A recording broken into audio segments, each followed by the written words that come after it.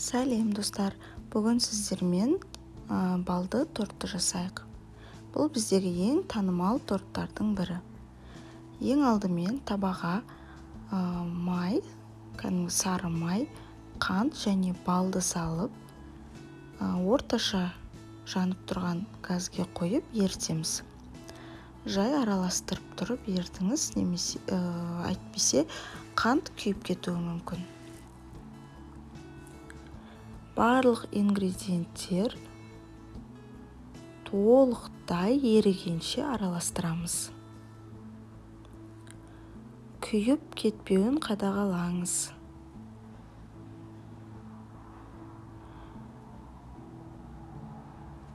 Сұйық халге келген кезде ары қарай венчикпен араластырған ыңғайлы болады.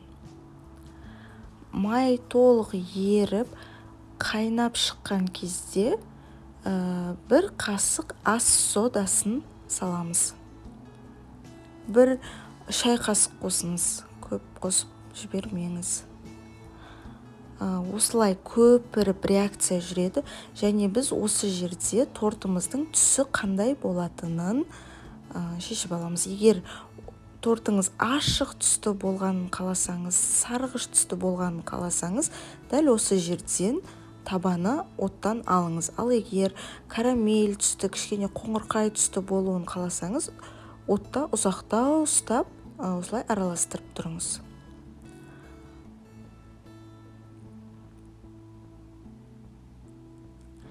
Карамель түске келген кезде оттың астын өшіріп,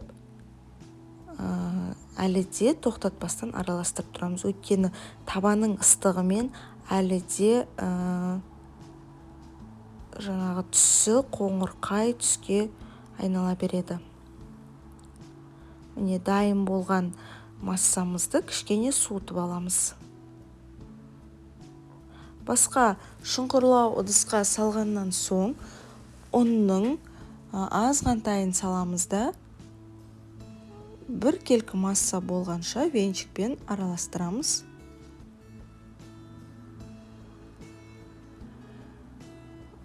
Араластырып болған соң жұмыртқаны бір-бірлеп салып, қайтадан араластыруды жалғастырамыз. Жұмыртқаны бір-бірден салыңыз. Толық араласып болғаннан кейін келесі жұмыртқаны саламыз. Барлық жұмыртқаны осылай салып араластырып болған соң, ұнды бірнеше бөлікке бөліп, салып араластырып қамыр илейміз. Есіңізде болсын, қопсытқыш салып жүрмеңіз ұнға, өйткені біз бұған ас содасын қосып қойдық. Ұнды бірнеше бөлікке бөліп, алдымен венчикпен араластырып, кейіннен қою болғаннан кейін қолмен араластырып, қолға жабыспайтын жұмсақ қамыр илейміз.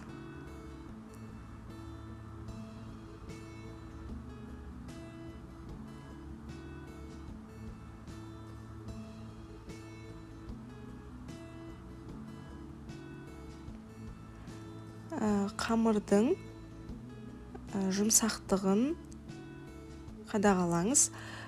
Шамадан тыс жұмсақ болып, қолға жабысатын болып кетпесін, немесе шамадан тыс қатты болып жайған кезде кедергі келтіретіндей болмасын. Осындай қамыр болған соң, оны біз 8-9 бөлікке бөліп аламыз. Мен 9 бөлікке бөлдім, өйткені корждарды өте жұқа қылып жасаймын. Корждарды думалақтап барлығын бетін жауып қойып қоямыз, және шетінен жайып пісіріп ала береміз. Пергаментке тортымның көлемі, размері қандай болатынын алдын ала сызып алдым. Бұны думалақ емес, 4 бұрышты етіп жасасаңыз да болады.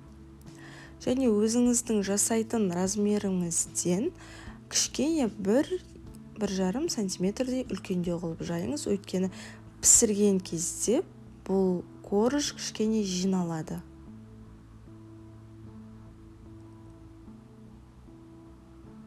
Дөп дөңгелек болып шықпаса да болады, өйткені бұл қамыр жаюға кішкене осындай ыңғайсыздау.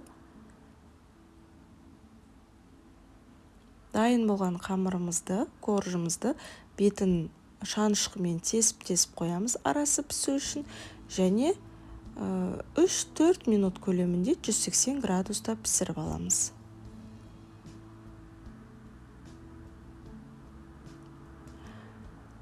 Бір қамырымыз піскенше екіншісін жайып дайындап қоямыз. Екінші қамырымызды жайып болам дегенше бірінші қамырымызда пісіп қалады. Дайын болған қамырымызды өзіміздің формамыздың көмегімен кесіп аламыз да шетінен шыққан печеньелерді алып қоямыз. Енді крем жасайық. Алдымен сүтті газге қайнау үшін қойып қоямыз. Және жұмыртқаның сарысына қантты салып, ағарып, аппақ болғанша араластырамыз.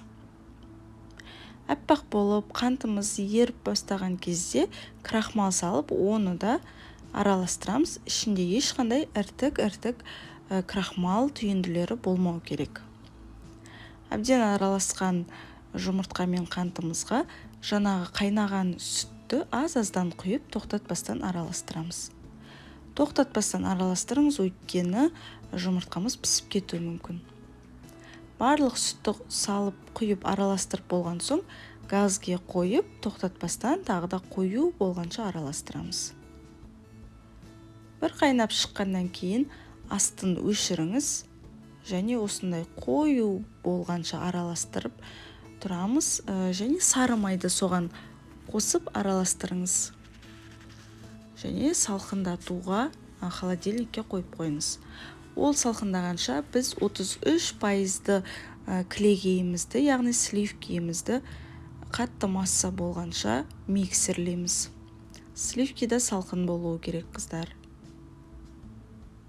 2 кремімізді бірдей масса болғанша араластырамыз. Бұл бізде пломбир кремі. Дайын болған кремімізді корждарымызға жағып аламыз. Менің корждарым өте жұқа болғандықтан кремді де жұқалау қылып жақтым.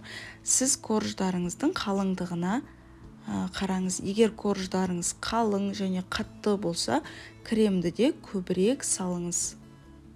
Әйтпесе құрғақ болып қалуы мүмкін.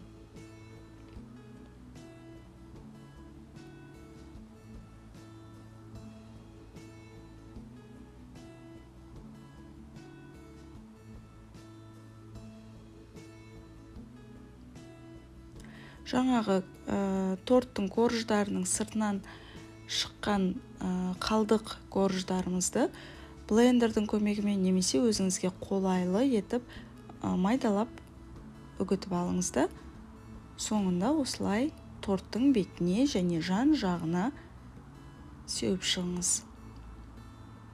Және тортты қалай әрлеу, ол өзіңіздің фантазияңызға байланысты. Бұл балды торт біздің кішкентай кезімізден бергі ең танымал торттардың бірі деп ойлаймын. Және үй жағдайында жасауға да бізге өте ыңғайлы. Каналға тіркелуді ұмытпаңыздар.